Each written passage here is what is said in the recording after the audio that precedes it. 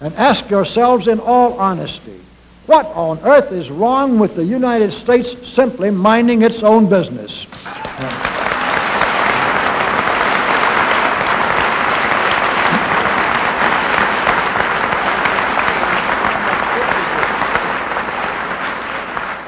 Or with having its foreign policy function primarily for the safety and benefit of the American people?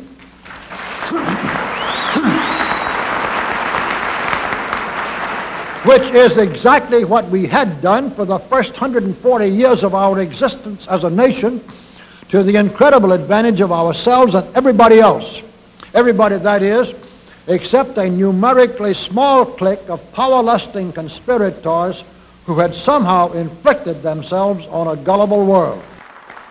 While we turn to a very brief summarization of what we hope the John Birch Society will help and even sometimes lead the American people to accomplish during the next 15 years. One, our first and most important specific undertaking should be to restore the complete independence of the United States.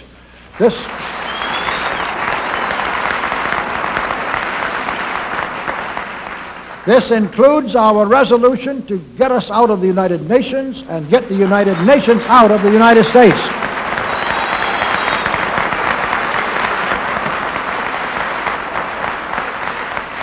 Two, we must once again make our money freely redeemable in gold at some realistic price.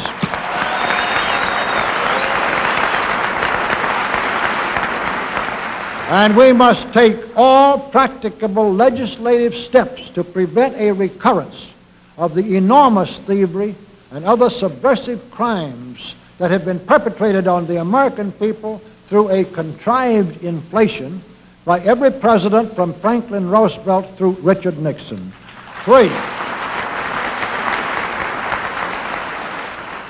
Three, we should reduce the number of government bureaus, of government civilian employees, and the whole quantity of government by at least 50%.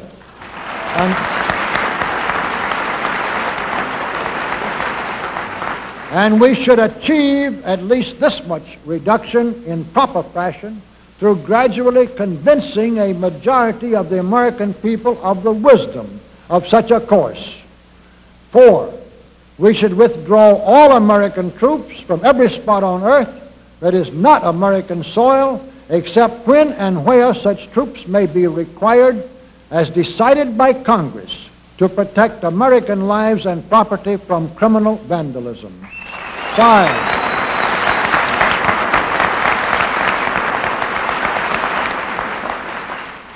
Five, we should get government out of the areas and functions and activities where government does not belong. Again, all steps to this end should be taken gradually, but nevertheless just as rapidly as enough of the American people can be persuaded to support such progress. Any such achievement will require a truly massive educational force, but that's exactly what we hope to build during the next 15 years. We could go ahead for at least 100 numbered items, but the John Birch Society will undoubtedly be working on more than that many specific projects, which will be laid out in its bulletins before another 180 months will have rolled around. And all of these projects will fit into the general pattern indicated by the 5 major objectives listed above. So let's really wind up this marathon monologue with one final thought. None of us can guarantee anything about what the future will bring. Your speaker knows what a job we have before us to rid our country of the scourge of communism within the next few years, and then to go ahead on our constructive program so well that 15 years from now we shall already be entering an era of far less government, of a much sounder sense of responsibility, and, with God's help, of a better world. But I sincerely believe that it can be done, and this much I know. If every man and woman in this audience should leave here tonight feeling in his or her own mind and heart that it can and must be done, then it surely will be. And so, all of you patriots of good character, good conscience, and noble ideals, whom we can reach with the filmed version of this speech in 1,000 other audiences, it is with a great deal of confidence and energizing will to win that we invite you to join us in our epic undertaking. While to all of you great, wonderful friends in this present audience, I certainly extend my very deep thanks indeed for so much patience and attention. Thank you and good night.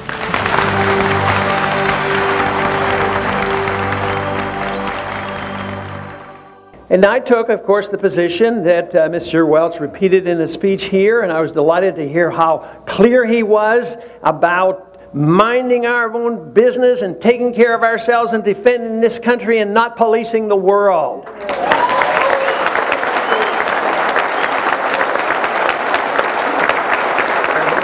There's no respect whatsoever in Washington for the Constitution. When it comes to monetary policy, do we follow the Constitution? Obviously not. But what about going to war? Ever since World War II, there's never been a declaration of war. We go to Korea, Vietnam, Iraq, and all the other smaller wars around the world. But Congress has been totally irresponsible. And it isn't so much that we couldn't do it, but we don't do it. But this last go-around, we passed a resolution, and tragically, the resolution to go into Iraq was a resolution that said we had to do it for national security, based on all the lies that we were told, of course. But it also, tragically, was to enforce UN resolutions. That was the reason that we were given the president this authority to go to war if he wanted to. If he didn't want to, he didn't have to. But national sovereignty, and I don't need to tell anybody in this audience about it, is so important. That is why every single year I introduce the bill to get us out of the United Nations. Some of you wrote to me and said that I should get involved in the presidential primary. I was very reluctant to do that because I was convinced that we had not done enough work.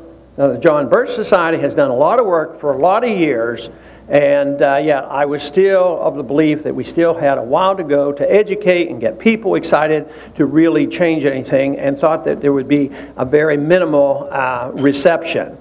The truth is, it turned out the reception was much bigger than I ever dreamed of.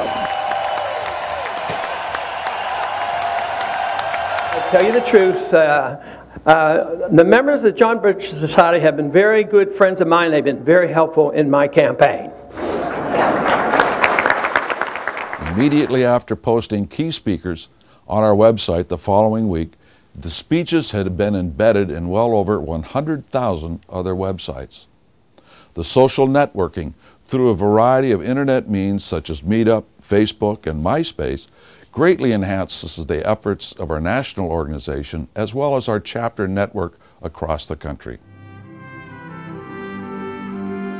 Our DVD, Overview of America, was seen by 500,000 people within the first 2 years of its release, using a variety of venues, from circulating over 60,000 copies to release on the internet to placing it into schools in various states.